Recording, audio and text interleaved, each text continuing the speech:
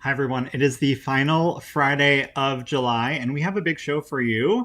We're going to start, as always, with our weekly wellness check ins. You'll hear from all of our panelists here in just a couple of moments. From there, we're going to transition into what I think is a somewhat heavy but incredibly important topic right now, and that is just what is the state of the world? How are we balancing getting back to work, but also the realities and ongoing considerations of the coronavirus and the toll that it's taking on our personal and professional relationships? From there, I think a very appropriate topic: 5 self-care practices for every area of your life. You want to heed those warnings, particularly if you stick around for that earlier conversation. And last but not least, our special guest, Kristine Iverson, will be talking about the Japanese art of putting broken pottery pieces back together with gold and how that is a metaphor for embracing your flaws and imperfections. All of that and more on your Healthy by Association weekly wellness check. Let's get started.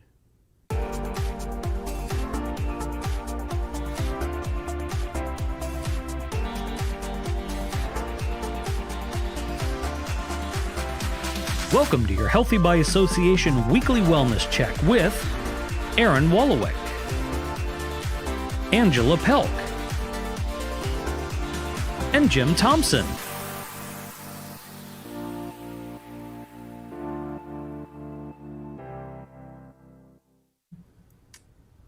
All right, everyone, welcome to Healthy by Association. My name is Aaron Wolowick. This is Friday, July 30th.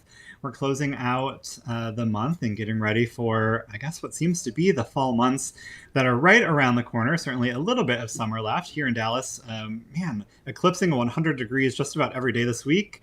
Can't keep the plants alive to save my life. I feel like I would literally have to water them 3 or 4 times a day in order to get them enough water to keep them going. But it's good to be with you today. We're going to do, as always, our weekly wellness check-in. I'm going to start with our special guest, Kristine Iverson. Kristine, welcome to the show. Tell us a little bit about you, kind of what you do during the day and your connection to health and wellness.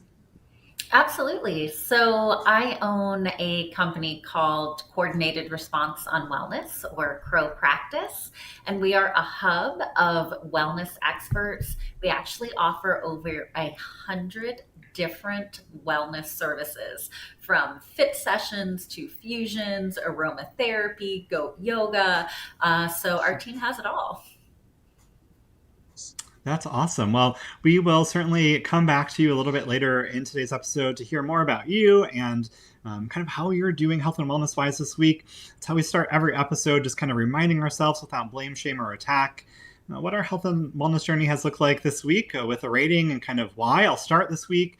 I'm going to do something that's a little brazen, something that I don't typically do, but man, I feel like I'm going to put myself at a 6, not because I'm not doing the things, not because I'm not maintaining our daily walks, because I definitely am, a little over 6.5 miles a day. And in addition to all the other steps I get over the course of the day, eating decently well, kind of intentionally eating throughout the day, listening to my body, monitoring sort of portion sizes and control, eating when I'm hungry, noticing when I'm bored and not taking that as an opportunity to eat. However, as you sort of look at other aspects of my week, I would say that not sleeping well, sleep is going to come up, I think, for our panelists a lot this week. Super stressed out about work in particular. Know that I have tons of travel that is coming up, but also being intentional and mindful about the coronavirus and the Delta variant that we're hearing so much about, and maybe how that's going to impact our meetings, our events, our associations into the fall and winter months. And so all of that and more, I feel like sort of weighing on my shoulders and having some impact, I think, on my mental health. And certainly, if you have turned on your TV, if you've listened to the radio, if you've been on social media, know that mental health has been a big topic of conversation, certainly with Simone Biles and other Olympic athletes this week. And so I think it's apropos, certainly, to raise that during today's conversation. So let's circle back to that here in a couple of minutes. But in the meantime, Angela, it's great to see you as always. Welcome to the show. Welcome to the panel. How in the heck are you doing this week? Thanks. Hey, everybody. I'm doing good. I'm doing good. I'm still kind of rocking and rolling on this new program that I'm doing. I haven't really talked much about it. It's an all vegan meal plan, and I'm on like my 19th day of consistency, and so I'm kind of like everything is kind of good. So I think I'm still like in that 9 range. I wish 9 o'clock is the time I wished I went to bed last night. So here's that sleep theme that you alluded to, Aaron. My son had a sleepover last night. I'm hearing them banging like after midnight. I'm like, you guys. So earplugs, a little bit of lack of sleep, but I've been getting 10K steps in and eating really well and enjoying all of the food and doing some new workouts, and it's just been kind of nice to change things up a little bit. So, if we're talking weekly wellness, I'm hanging in there. I don't know, mentally, the days I'm tired are never very good. And I think that's true for really anybody. And I don't think that we take sleep into enough consideration when, we're having an off day or a hungry day or just like an off kilter, foggy day. Like, did you get any sleep? So I know for me, that's like a big factor. And really, I do value sleep, but it's been kind of garbage lately. So, and it's not going to get better this weekend. So maybe we'll have another shot at it after next week. So, it can't be perfect and everything, but can try and get some more sleep. That's my that's my advice. Well, sleep there are so many sort of elements of sleep, right? It's not only like the time that we get to bed, the duration of sleep, the quality of sleep, like how we come out of sleep in the morning. I mean, there are so many aspects of it we talked about over certainly the years in our previous episodes. So certainly lots of concern. It's not as easy as like just go to sleep, right? I certainly wish that it was. Yeah. But Jim, as we welcome you to the show and to the panel today, I want to check in with you and see how you're doing this week, kind of where you fall along that scale and why. Okay, sure.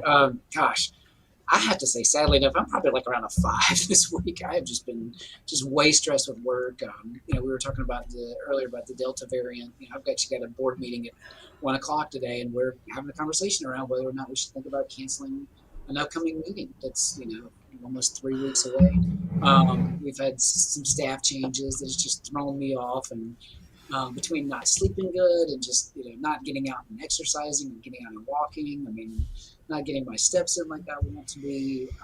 Food prep seems to be off this week. It just seems like everything is just kind of falling apart. I've even had some conversation. I've talked about this in this show before about my sleep issues, and still been doing that. And I've actually finally messaged my doctor about trying something different, because the over-counter stuff's not working. Everything's just not. So I'm actually looking at some sleep medication, just because it's it's getting to the point where it's starting to really impact life, and that's not good. So it's okay, let's figure out if we can't. So looking at doing something like Ambien or something like that, just to at least get it going. So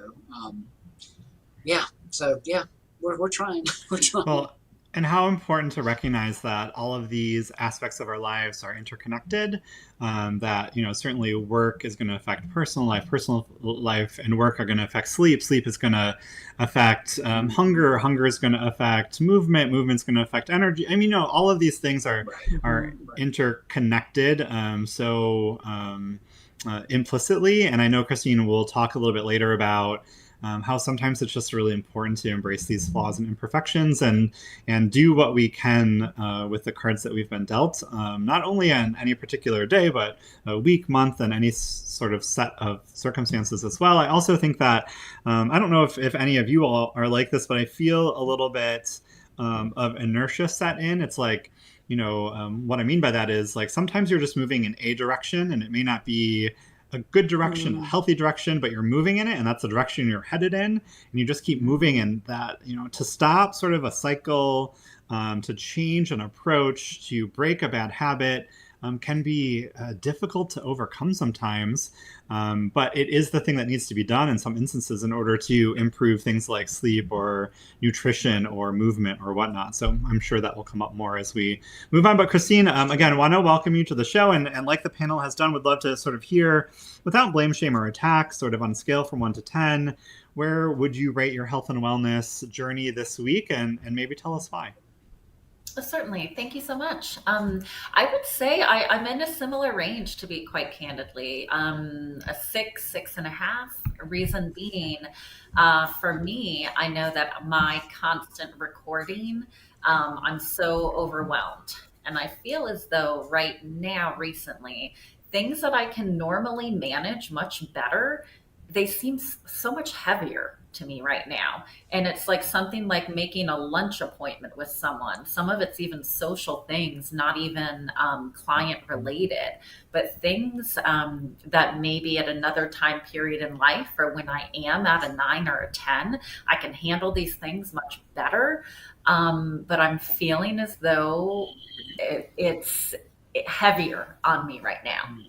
So recognize that I'm not at a 10, but also the conversation about mental health. I'm a huge mental health proponent. So I appreciate this wellness check. I appreciate the time that you allow and the opportunity for an honest check-in of where we're at. I love that. Thank you so much. And again, thank you for being here.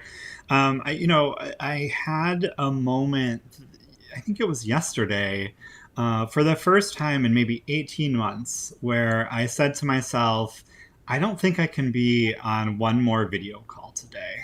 Not in a way like I don't want to be on another video call, but just like I don't think that I can be on another video call today. I had that moment yesterday, and some folks might be saying that they had hit that point sooner than now, and certainly if you have, like, I completely understand. But it was very real for me this week, where I was just like, I just can't. Like, can I just have some work time at my desk? Can I just have like quiet time or time with music? And can I just get some work done? Can I not just keep adding to the to-do list by having another meeting, but maybe, I literally right now have like 3 different notepads going. I have 4 or 5 different post-it notes all over my desk. And it just like there are like 3 things crossed off, but otherwise just like, tons of things on the list. And I don't know, for me, it became very real. And, I think that certainly everyone's entitled to their own opinions, but it was, I don't know, there's part of me that looks at Simone Biles as such an inspiration to those of us that, prioritize mental health and know that, we're not always at a 10 every single week. And, I think that for me, there was a part of me that said, well, if she doesn't have to perform in the Olympics today, maybe I don't have to be on this video call. Like what, there's a lot of sort of white privilege that's embraced by this, having to do the things we think we have to do, or having to be on 100% every day. And I don't know, for me, it just sort of has come to a head. I think part of it is, Jim, to your point, thinking about, what's going to happen with these events that we're planning right now for this fall, and knowing that we've just lived through, within the last 18 months, having to plan and cancel and replan and pivot and, all of the things that, we've all lived through. Are we going to have to do that again? And sort of what is the mental toll that all takes on us as well? And so I don't know, I wanted to raise it as a topic this week. Jim, I'm going to come to you next, just because I know that you commented on this as we were logging in today. And Angela, I'll come to you thereafter. And Kristine, I'll end with you, and just kind of interested with your thoughts, your kind of experiences right now, and kind of where you're at.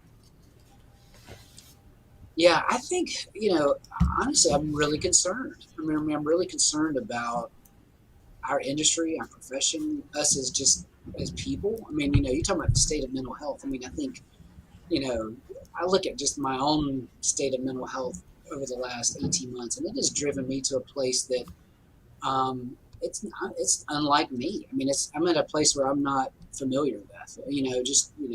Kristine, you mentioned this thing about the social activities. I mean, I am such an extrovert, and I'm usually one of those people that's always out and about. And sometimes now I even find myself even having a hard time to like schedule a time to go out and just have a drink with somebody, just because I'm at that point where it's just, I've been so isolated and so removed from things, and it kind of just, and with stress and everything else, it's just made it even worse. But I'm with you, Aaron. I mean, I'm really kind of scared for what's going to happen in the fall if we kind of get back to this place of having to cancel meetings and having to reschedule things again. What does that do? What does that do to all of us in terms of our mental state? And, how are we going to cope with that? And it's, it's definitely something that's weighing on me pretty heavily. And Angela, I know kind of your focus being at the restaurant, having the 2 restaurants now and being really focused on sort of the well-being of, all of your employees and navigating what it means to, have that business open and it being important to the livelihood of you and your family and all of the other things that come with your family. There's a lot to consider here as well. And I would just love your take on this from your vantage point as a mom, as a business owner.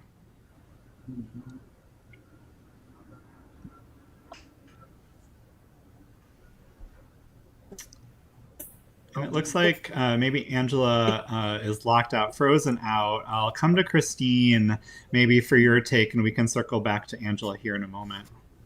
Absolutely.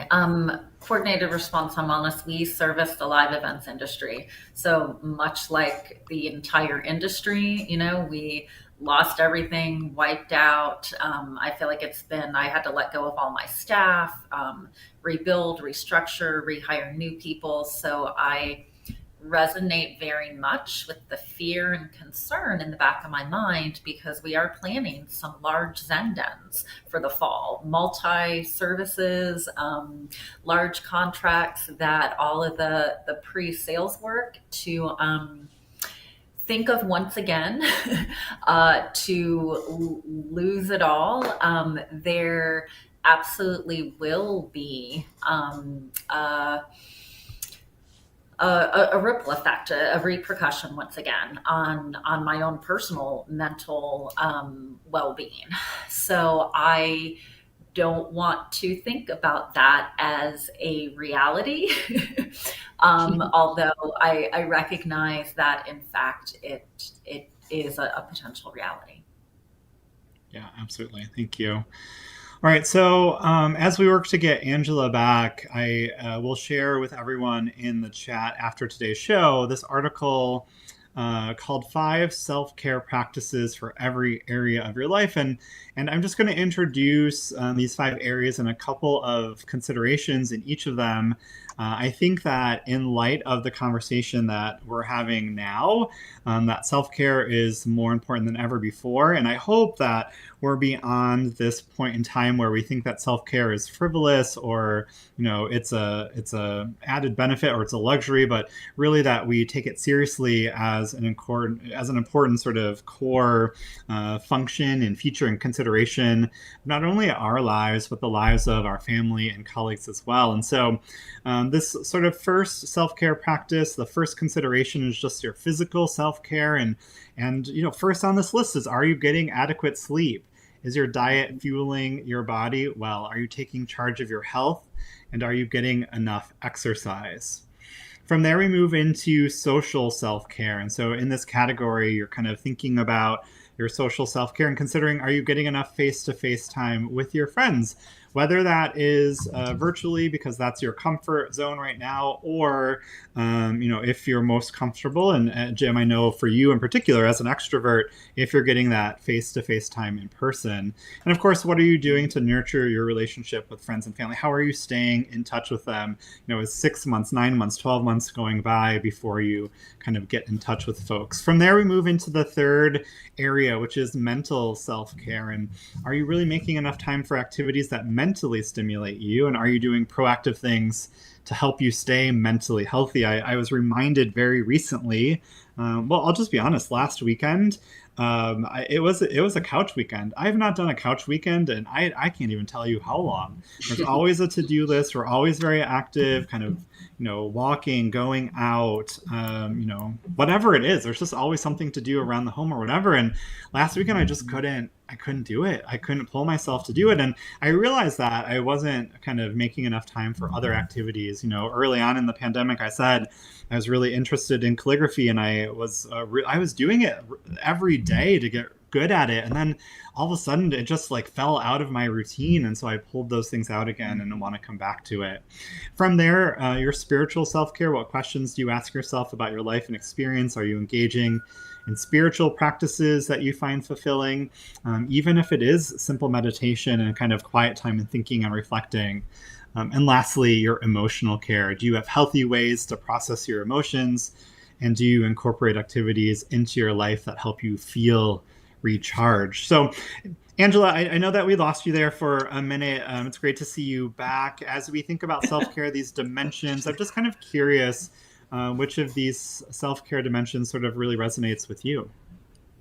I like them all. I like them all. I think they all have a time and a place. I think what's hard is when you really recognize that you need them, or maybe that you have gone too far and you're like beyond just needing them. Like, you like physically can't function without something. Like you said, you had a couch weekend last weekend. That's just not, and I worry, like when I am like, I just want to pull the covers over my head. I'm like, oh my gosh, what has happened? Like, and then, you reflect back and you're like, oh, I haven't been spending time with people. Oh, I've only been scrolling mindlessly through the internet. I think I'm connecting with people. I'm not connecting with anybody, and so I think just this week, like we hadn't been to the pool. Remember a few weeks ago, I said, oh, the pool is my happy place. We last went on July 4th. I hadn't been back until Tuesday. And I'm like, and it's just not been good mentally. And now I'm like, oh, okay, I like to be here and read a book and be warm in the sun and like see people that we know, or watch my son play with other kids, so just kind of like that social thing is really important. And I know, with the way that, this coronavirus seems to be ramping up again in some ways, maybe that's going to start to be a hard thing to do right now. But, I feel like being outside of the pool is an a-okay thing for us right now. So we're just going to stick with that until school starts, and then we'll see what happens. But it has been, it's hard to it's hard to recognize it though when it's happening. Like you don't realize it's happening while it's happening, and you're like, what is happening? Like, oh, maybe that's it. So I don't know. Yeah. Kristine, I'm going to turn to you, and I feel like this sort of conversation dovetails into the topic you wanted to bring forward today about embracing our flaws and imperfections. So feel free to comment on this topic around self-care, and maybe you'll transition us into your topic as well. Sure, absolutely. So we had a specific request from one of our clients for a very culturally Japanese niche service. It's called kintsugi. I was honestly not even familiar with kintsugi prior to this request. But we now have an expert kintsugi artist who spent a number of years in Japan and is familiar with this niche service. What kintsugi is, it is it could be a bowl, a teapot, some type of broken pottery, which is mended together with this gold, it could be gold, silver, platinum powder. And essentially, the metaphor here is that we are humans and we are all, in fact, broken. And the beauty in this is that it is not something ugly. It is not something to be dismissed. We are actually even so much more beautiful, and it is a master work of art, essentially, our humanness and our brokenness. The kintsugi art form is oftentimes in Japanese culture given as a wedding gift. It has even come over to American culture a bit mainstream. You can go on Amazon and buy a wedding kintsugi kit. But it truly is. It absolutely falls in line with our conversation today. Us remembering our humanity, us remembering just the art of allowing. We don't have control over so much in life. What we have control over is, many of the basics, our own time management, our own abilities. So recognizing our own limitations and seeing the beauty in that, I'll say. Yeah, I love that. Thank you so much for bringing that forward. I know that we had talked about prior to the show, maybe providing to our viewers as a link or as a resource, just sort of what that looks like. Some people may be familiar with it. I didn't know the name, but when you sent me an image, I was like, oh yeah, like I've seen that before, and I'm familiar a little bit with the story, and I just appreciate you breathing life into that. Jim, I know that we only have a couple of minutes left here, and I would just love for you to sort of bring it together for us. We talked a little bit about self-care. We talked a little bit about this art form as well, and embracing our flaws and imperfections. And I would just love you to provide kind of your final take on that for us.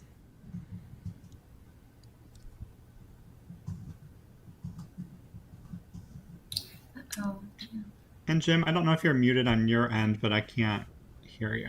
Oh, sorry. I'm sorry. So what happens, you try to clear your throat on radio or on the TV. No, I think, just bringing this back together, I think the whole idea that, when you think about our self-care and you think about the imperfections, is just being honest. Sometimes it's so difficult for us, I think, to be honest with our imperfections. We feel like we have to portray this, everything is just perfect, everything's great. People ask you how you're doing, and you're just like, I'm fine, things are good. So I think it's okay to be honest with yourself and realize that, no, there's some things that are going on that, need some work. It really hit me, the whole thing about the social care, that's not something I always think about when I think about health and wellness is, being around other people and having that time, but it's extremely important because otherwise, you can feel kind of isolated, especially in this world today. So, I really like the idea that, that it's okay to be imperfect and we're all there. Yeah. So we're all not perfect. Awesome. Thank you. Kristine, if people are interested in getting in touch with you after the show to learn more about you and your work, what is the best way for them to do that? Absolutely. 2 websites, Crow, CROW, crowpractice.com or KristineIverson.com. You can always email me at Kristine@crowpractice.com. But yeah, I would love to connect with anyone. I also have a book coming out in the fall around mental health. Awesome. Well, there couldn't be a better time for that, certainly. Thanks again so much for joining us today, Jim and Angela. It's been a pleasure. I hope you have a great weekend ahead. Remember, in this weekly wellness check, one of our priorities is to not only check in with ourselves and be really honest about where we're at along that continuum, but to also do something about it. It doesn't necessarily have to be a big action.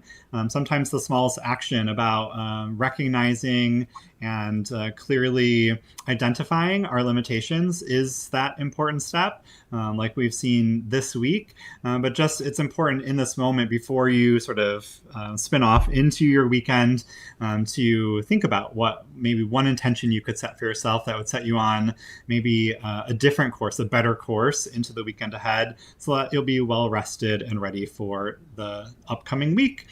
In the meantime, though, that has been our time. This has been Healthy by Association. And until next week, please remember to power your life with health, wellness, and intention. Thanks so much for joining us. We'll see you next week, everyone.